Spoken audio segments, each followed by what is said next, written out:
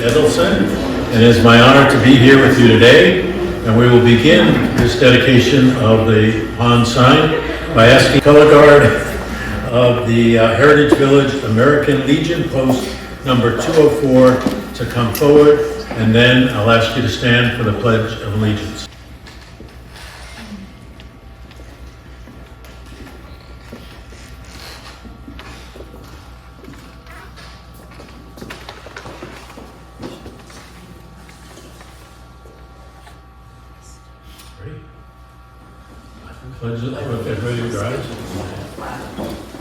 Pledge allegiance to the flag of the United States of America. Well, thank you again for being here, and welcome to the official dedication of the not-so-new sign outside of the Heritage Village Meeting House.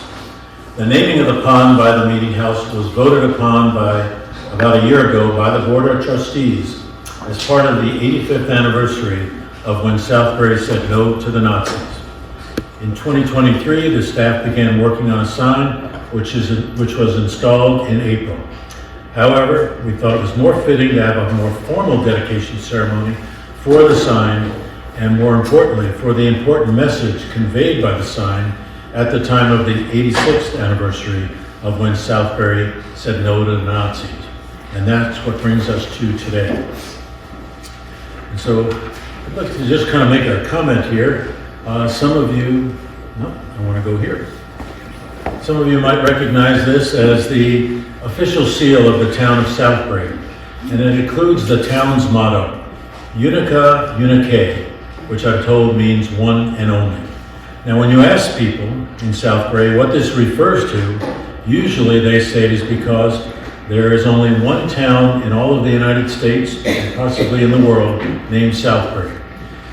However, when I asked the town historian how and when this motto came to be, he said he has not been able to find this out, and that frankly, that it's not worth researching. But in my opinion, the uniqueness of the name is not much to hang your hat on. We have no copyright or any other protection to say that it will always be the one and only. But what we do have that makes us unique is the actions taken by the people of Southbury who acted courageously in 1937 to take the actions to prevent the German-American Bund, a group that spread hate of others, from building a new and very large training camp, and more importantly in my mind, to sign a resolution calling upon the president and the governor to abate, let me get the words right, abate, dispel, and destroy this menace to our constituted government. It is those actions that make Southbury, in my mind, the one and only, and is those actions that we honor today with this sign dedication. And now, if you will, I'd like to ask Dan Drew, our Chief Operating Officer, to come forward to say a few words. Thank you, Ed. Good afternoon, everybody. I want to begin by thanking and recognizing Ed Edelson for the work that he's done in renaming this pond, in writing the book that he wrote, and in keeping alive an incredibly important piece, not just of local history, but of American history. And in that respect, given that World War II was a global conflict that claimed millions and millions of lives and established the world order that we live with today, what Southbury did when it said no to the Nazis in the 30s was really a globally unique position to take, especially at that time. It's hard for us to conceive today of just how difficult it was for the townspeople who lived here in 1937 to stand up and say no to fascism as it was sweeping the world. And that's a problem that exists today in an awful lot of places around the United States, and again, around the world.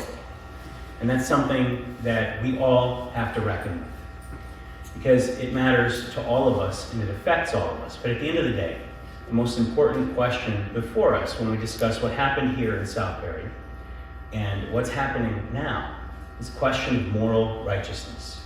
Do we stand on the side of people who have been oppressed, who have been harmed, and who have been subjugated for many thousands of years? Or do we stand with their oppressors?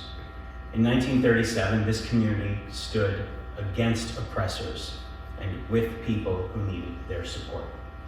And that's what's happened here, and that's what's been memorialized here. For a lot of people here, this is incredibly personal. For me, working here,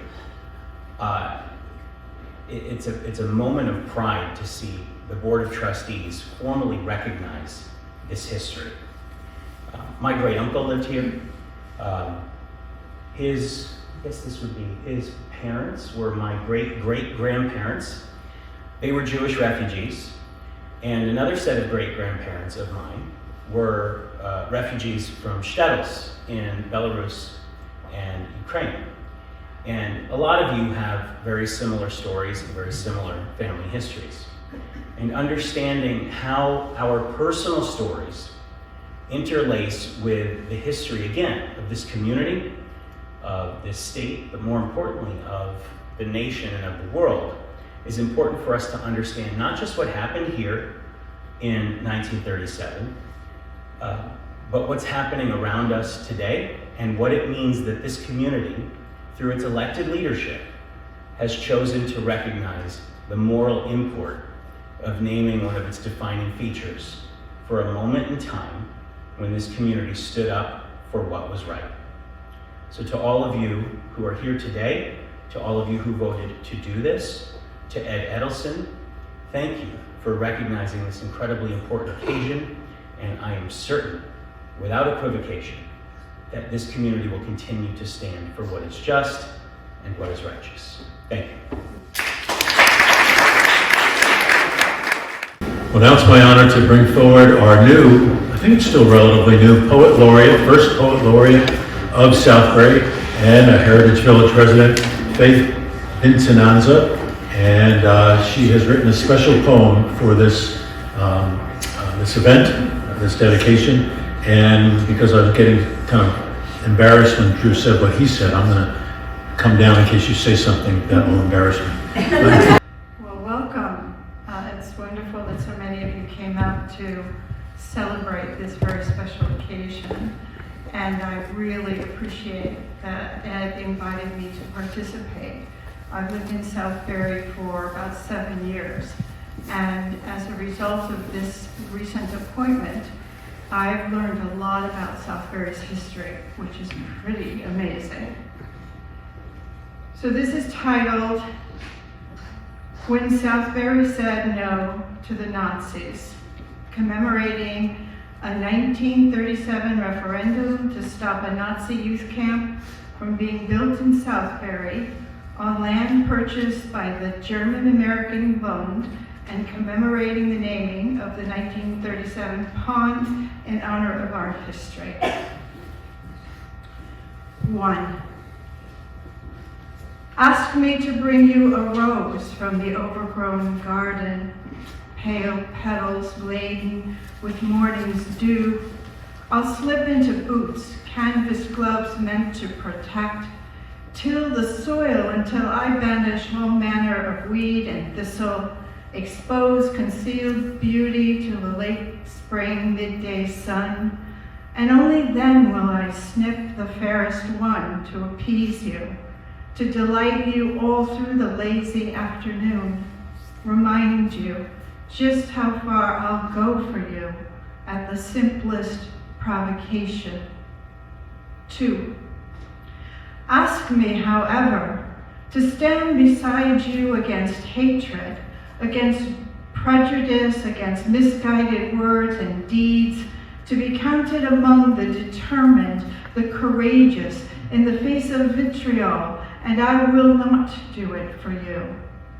Not you alone, but for you and for myself, my neighbor, yours, my children, their children, knowing it is a steep climb, knowing we may lose, but knowing what is right, what is necessary. 3. Ask me about forgiveness.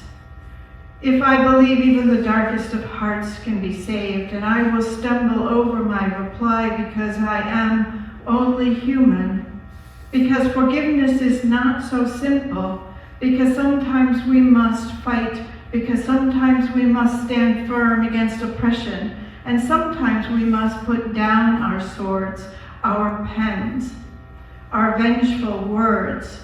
Find a way, find a middle ground, forgive even the darkness.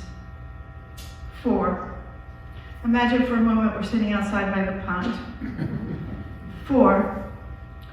For today, let us sit at the water's edge, not to be lulled into forgetting by the calm pearl gray surface reflecting a November sun, but to quietly celebrate this moment, a moment given by every moment that came before, and be grateful for a time when a town stood together against prejudice, against hate, chose the right path over the easy path, not aware they were making history, knowing only what was right.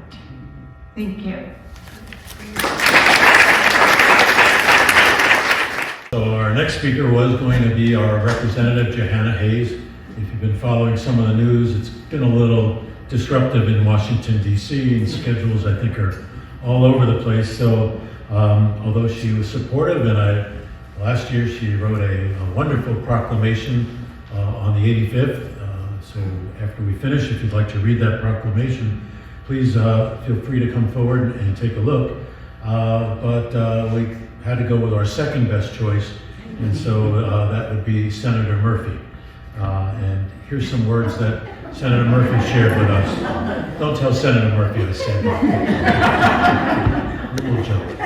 Hey everyone, this is U.S. Senator Chris Murphy. I am so proud of all of my friends in Southbury for accentuating this incredibly important moment in Connecticut history, in Southbury history, and frankly, American history. Thank you to my friend Rabbi Polokoff for doing the work of bringing this story to light and reminding us here in Connecticut the leadership role that we played almost a century ago in making sure that our state did not provide any safe harbor for Nazis. That message is really important today because we see anti-Semitism, attacks on Jews, proliferating all over the country, throughout our state. And this is a moment at which we have to stand up, remember what we have done in the past to draw a line in the sand and challenge our fellow citizens to do the same thing right now. Anti-Semitism has never gone away. There may be periods of time in which it has gone underground, but unfortunately, especially over the last half decade in America, it has bubbled back up to the surface with key political and cultural figures far too easily trading in anti-Semitic hate language. So thank you for reminding us what the people of Southbury did. The citizens stood up.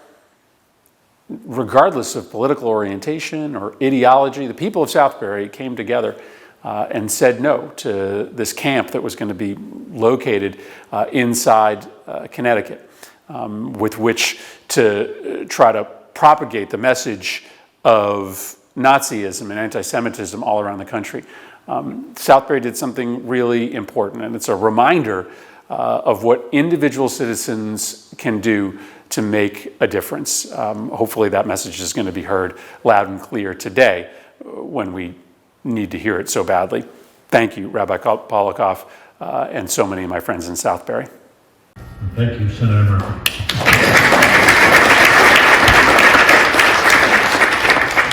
Okay, and with that, I would like to bring forward the one and only Rabbi Eric Polokoff. And but let me just say a few words. I have to say that it is through the efforts of Rabbi Polokoff to take the story of what happened 86 years ago in Southbury from relative obscurity to national prominence that we are here today because of the efforts he made. Together with the help of others like filmmaker Scott Sniffen, we decided to make a documentary back in 2011, 12 years ago. I think next week will be our 12th anniversary of when we said we got to do this. And we created the documentary Home of the Brave that brought this story to light. I don't think we ever imagined that 12 years hence, when we first started this journey, we would have gone this far. But I want to thank you for all you've done to tell this important story, and I ask all of you to welcome Rabbi Polokoff to the stage. Senator Murphy has been a great champion of this story, but he's not in Ed Edelson's league in championing this story. No one has done more than Ed consistently over so many years. And as I think it was the second part of Faith's poem, really, Ed, the you has benefited all of us. So thank you so much. Thank you.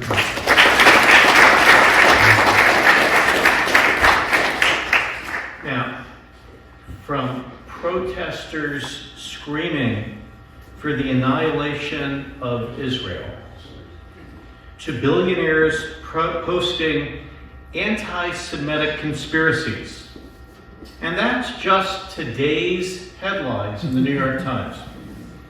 There's a disturbing growth of public Jew hatred in America. ADL's latest survey reveals a 316% increase in anti-Semitic incidents compared to last year. Now it's about 28 incidents a day in America. In the most recent poll, 70% of Americans agree that anti-Semitism is a serious problem. Gathering to commemorate a legacy of standing up to prejudice, I thank you all. Amidst a resurgence of hate, your presence makes an important statement. Led by the clergy and public officials in 1937, keeping out the German-American Bund was a group effort. Citizens went on record and saw the petition to the government deploring the Bund as un-American, and they proposed zoning legislation. For their part, the Bund sought to intimidate clergy and townspeople into welcoming their presence. They were rebuffed. And when the Bund announced its intention to clear land at the property each Sunday, they were met by a posse of constables who arrested them for violating Sunday blue laws and thus impeded their work. For a brief moment, Southbury was at the center of a national debate as Americans, while generally unfriendly towards fascism, were uncertain where to draw the line against the Nazis. Some Americans were willing to give them a chance, seeing Germany's renewed order and purpose as preferable to communism. And in the thrall of our own anti-Semitic agitators like Henry Ford, Father Coughlin, and Charles Lindbergh. Several veterans groups rallied to Southbury's side. The Waterbury Ministers Association voted not to take a stand. And the New York Times patronizingly lectured Southbury for going too far.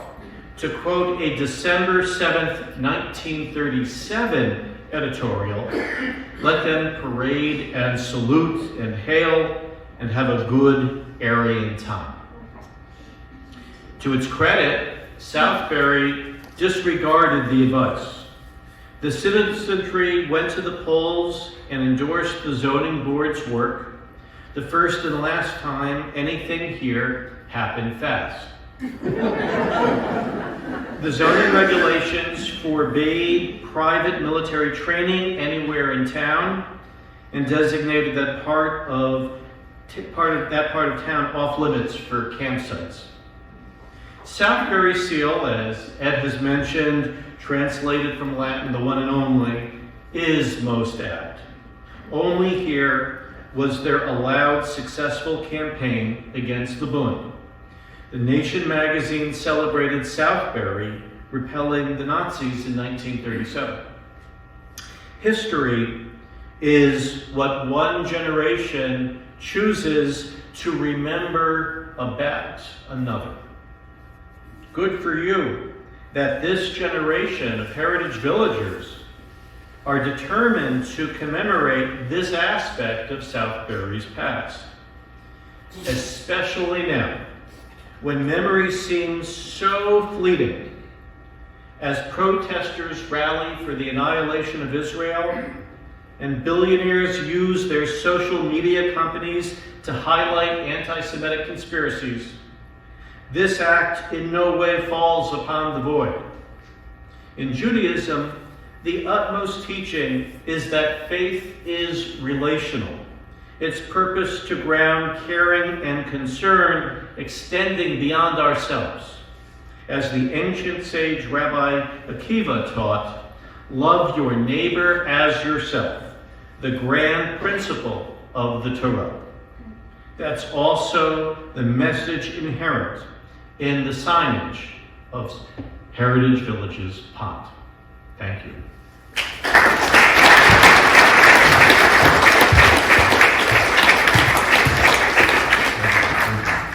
Well, now I think we can say that our sign is formally dedicated.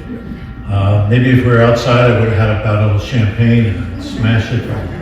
That's not going to happen here, so